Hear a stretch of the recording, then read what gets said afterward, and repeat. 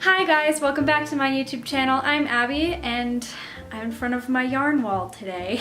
If you are curious, this is in fact a shoe organizer that I use for my yarn.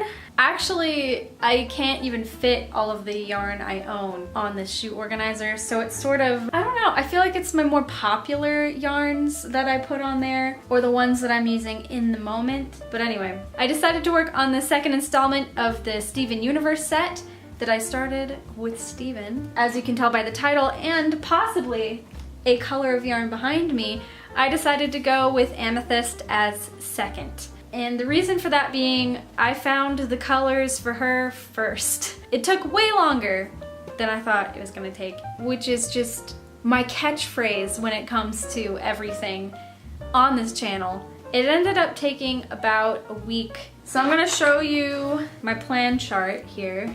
So as you can see, I draw what I'm gonna do in the top, and then these are all the pieces for the end product. I followed this pretty closely. I started out believing it was gonna be 45 pieces. However, there are some pieces that I didn't actually end up doing / didn't want to do, or combined? Or I just made them into one piece as opposed to two. Like for these stars that go on her knees, I decided not to do actual pieces for that, but to just sew them on. You'll see those changes in decision as the video progresses. So yeah, that being said, let's crochet. Have you ever felt somewhat proficient at a skill, and then when you tried to use that skill in front of others, you suddenly aren't even good at the basics? That seems to ring true for me, especially when I'm cooking for someone. I don't want to brag about my cooking abilities, and you've seen me cook, so you should know that there isn't much to be bragging about anyway. But I do think I'm pretty good at making a few things. My true area of expertise, if you could call it expertise, is sweet stuff.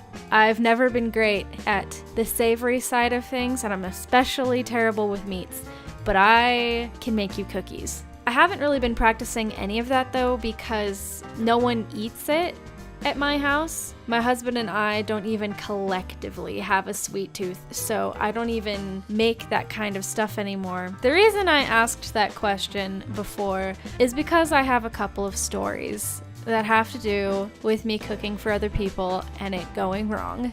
Early in January, we had a couple of friends over and we had decided to make lasagna for dinner. Lasagna is one of those things that I think I'm pretty good at making because I've made it so many times that I don't even need to use the recipe anymore. I feel like you've mastered a skill if you don't need the recipe for it anymore. If you've mastered the recipe, you're probably gonna be able to make something good enough to pass off as dinner for other people, at least in my opinion, I think. I mean, I don't need to look at a mac and cheese box anymore, but I still know how to make mac and cheese pretty well, at least to my taste. So we decided to make lasagna, and that's not something that should have been an issue because, as I said, I don't even need a recipe anymore. It shouldn't be a problem. I think you know where I'm going with this, but it actually did turn out to be a pretty big problem, and that's on me. Not too long before, we had gone shopping at a different Walmart than we typically shop at, and they didn't have the same kind of oven-ready noodles that we use when we make lasagna. So we grabbed something that said it was oven ready and decided to just use them, which was a bad idea actually, as it turns out. When I was making the lasagna, we actually almost always put meat in the sauce. This time we didn't have any, I think we ran out. So we decided to just, make it meatless. It won't be the worst thing. It still is gonna taste like lasagna. Because I wasn't cooking any meat or anything, I didn't see a point in putting sauce in a pan just to heat up. So everything went in cold. And I don't know if it's that heat or something that's already there that can help oven-ready noodles be soft by the time they come out of the oven. But if it is, that would have been the crucial step that I missed in everything. What ended up happening was I took it out and it looked fine. And, when you're serving dinner, you don't take a test bite first. So I just put it on the table and we started taking pieces from it, and this is when I started noticing there was an issue. Because when I was trying to cut through the lasagna to get myself a piece, it felt hard. And I'm pretty sure you know this, but when you cut into lasagna, you don't want to feel something crunchy. I got the piece onto my plate and I take a bite out of it, and the noodles are still undercooked. And not in a chewy way, in a crunchy, uncooked kind of way, which is the worst way to have undercooked noodles in a lasagna. So I eat it and I'm having a really tough time. And also in my mind, I'm screaming at myself because I know they're too nice to say anything about it and I messed it all up, but I'm too awkward to say that I messed it up just so we can laugh about it. So we're all sitting there eating semi-crunchy lasagna and trying to do small talk and everything. The second they left and I closed the door, I turned to my husband and I said, "That lasagna was so bad." And he responded, "Yeah, I know, but I didn't want to say anything." And so we kind of had a moment of solidarity there. It was really frustrating, but hilarious. I will say, looking back, it was kind of funny that no one wanted to mention the elephant in the room. I'm the type of person who can't deal with social interactions very often, especially now, having been at home for so long. It takes me about a month to recharge from a social interaction, like having someone over for dinner. So yeah, 2 months later, we had friends over again for dinner and we decided to make something different, to mix things up. And this time we were going to make hamburgers. I am not the person who has been practicing hamburgers for the past 7 months. That is my husband. So it was his domain really to make the hamburgers. I was in charge of the buns and everything that goes on a burger. The day before we were going to have them over, we went shopping to get some last second things, and one of those objects was supposed to be lettuce for the top of the burger. We go into the store, it's the middle of the morning, and I'm not completely there. So when my husband tells me to go and get the lettuce, I walk over to the produce section looking for something green and spherical. And those are the two criteria in my mind at that point. So I find something green and spherical that looks somewhat like lettuce. I bring it back to the cart and we don't even think about it until the following day when I pull it out to serve with the burgers. I didn't even catch my mistake. One of the guests noticed when I gave it to her that it wasn't lettuce and it was, in fact, cabbage, not lettuce. So I made a huge mistake there. I apologized a lot for that and said she really didn't have to eat it and I wouldn't be offended, but she ate it anyway, which was nice of her. I felt really dumb, and for the rest of the night we kind of just joked about how much of a mess up I was and how I can't make food for other people. I can make things pretty much normally for myself and for my husband, but when it's for other people, I don't know, I just can't do it. I hope you enjoy the stories of my failures at cooking for other people. I'm sure there's more, and honestly, I probably just can't remember them or blocked them out or something, but I'm sure there's more instances in which I messed something up food-wise for an event or something. I feel like that's a pretty common occurrence for me. I've made cookies to bring to things and they never turn out the way that they would if I were just making them for myself. And I don't know what that is or why I have that kind of food creation stage fright or something. I don't even know what it would be called, but it happens a lot, more than once, so that's too much, honestly. I like to sort of theme what I talk about with what I'm crocheting, and that's why this time around I talked a lot about food and food mishaps. And the main reason for that is Amethyst in the show is portrayed as someone who loves to eat. So I wanted to talk a little bit about food because of that.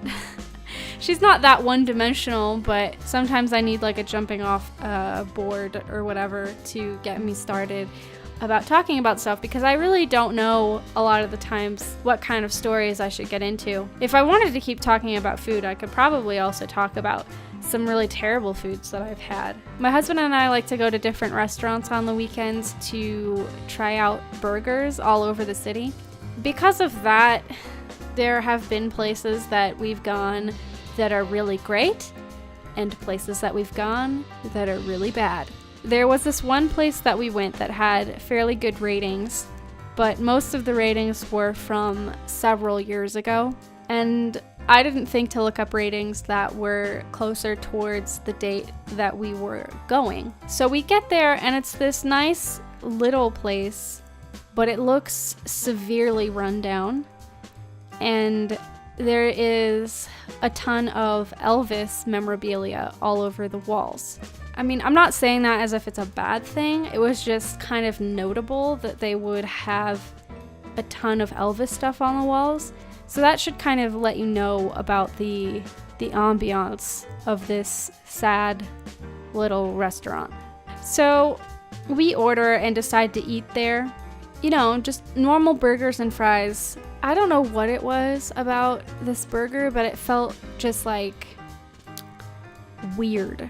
It just didn't feel like actual meat, if that makes sense. It felt like some weird frozen, thawed, refrozen, rethawed thing that had just lost every last bit of normal texture. It kind of felt like eating a sponge, a weird gray sponge. And the fries weren't that bad, but I remember the second that we left, my stomach immediately hurt as if it was upset at me for having done that to it. That was probably the worst experience that I had with a hamburger restaurant here, though I'm sure there will be more. Oh, I did want to mention, I don't know how I feel about necks on crochetable projects, and part of the reason, as you can see, is that it makes my crocheted things kind of look like E.T., and it looks like for a long time while I was sewing stuff together that I had made a purple E.T., and I was definitely not happy about that. So I don't think in the near future I will be doing a whole lot of necks. And there were a lot of issues that I had sewing this together and like making it look the way that I wanted it to. The neck is the main thing, and then the second main thing is probably the lips. And I didn't get a lot of footage of me fixing the lips because it was just such an annoying thing. I had to do it off camera so that it could be closer to my eyes. But then the third annoying thing, I think, was the hair and making the flyaways look normal. No, it just makes her hair look like a weird bug, and I don't know how I did that. So I don't think it ended up looking the way I wanted it to, but I think it looks fairly decent. So yeah, I hope you can agree with me on that, because it was an insane project that took about a week.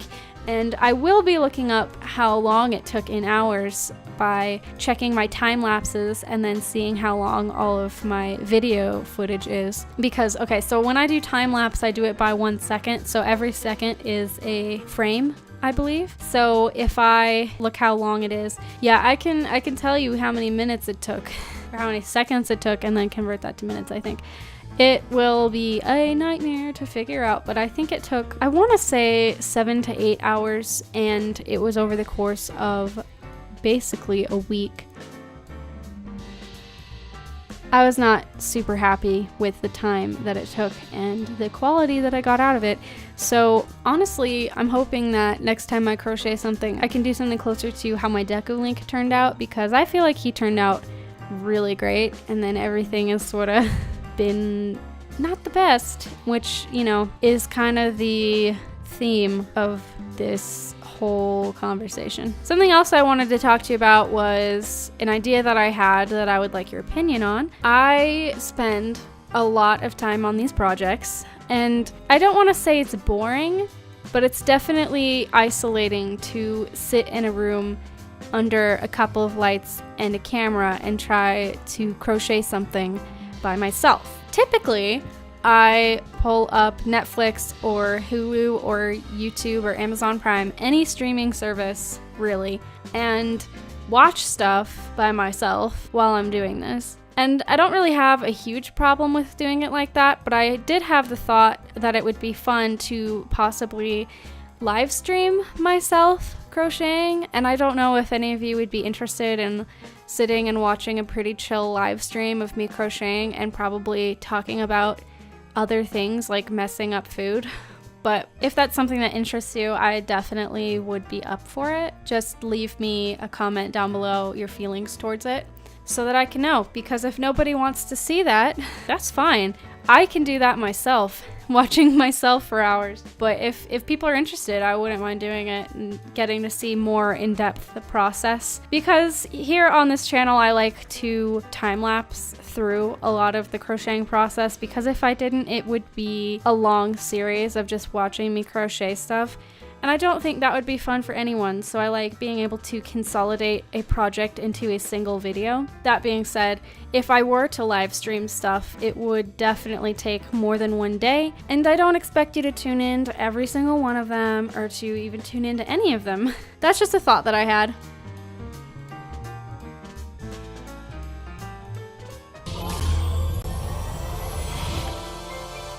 Yeah, I feel like it took a little bit too long for me to do when the results are as such. I mean, I think it's pretty solid. I'm not gonna get rid of it. It's gonna go up somewhere. I just need to do the thing that I said I was supposed to do with Steven, and that is put a gem right there where where her gem goes.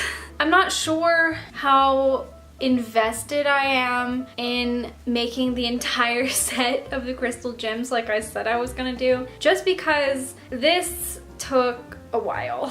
And let's be honest with ourselves, I don't think these two are the most intricate of characters in the show. Just thinking about doing that makes me nervous for my life. So yeah, I mean, if you're interested in watching me live stream myself crocheting or something, let me know and I might do it. If I had to do it all over again, I don't think I would add a neck, and I would put the eyes higher, and it would possibly look better than it is, but I don't want to put myself through that again. So anyway, I hope you guys had a fun time watching me suffer, because that's kind of basically what happened. I know my cat was in a lot of the shots, and there's no way I can edit around that, so I hope you enjoyed seeing Kratos getting in the way of me filming. Hopefully I will see you guys next month. I'm still on track with the video a month thing, and I don't want to break the streak. So I'll see you all next month. Bye.